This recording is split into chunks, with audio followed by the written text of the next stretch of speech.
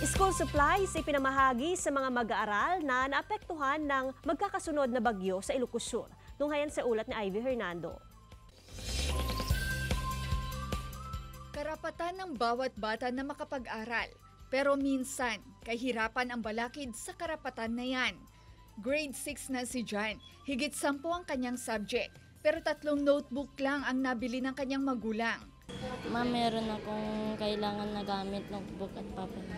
Sabi na, bibili ako. Ito pa lang yung makakaya ko niya, sabi niya yung nabili niya. Dahil salat at 8 silang magkakapatid, sumasideline si John sa pagbebenta ng itlog pugo sa gilid ng isang fast food chain pagkatapos ng kanyang klase. Dahil sa bagyo po, ma'am. Hindi nakatinda yung mga magulang ko na. Kaya hindi kayo nakabili ng mga notebook ko, ma'am. Ang kaklase niyang si Jerwin, hirap din sa buhay. Pagkakasyahin na raw niya ang ilang subjects sa 2 notebook. Kasing wala kaming pera po.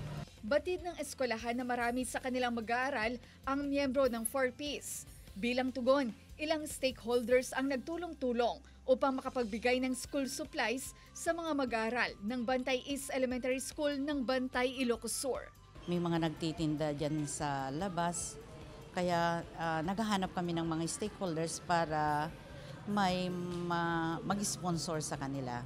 Siyempre pag may kumpletong gamit, mas confident sila, ganado sa pag-aaral. Sana nga raw ay walang batang mapag-iwanan, lalo na sa usapin ng edukasyon.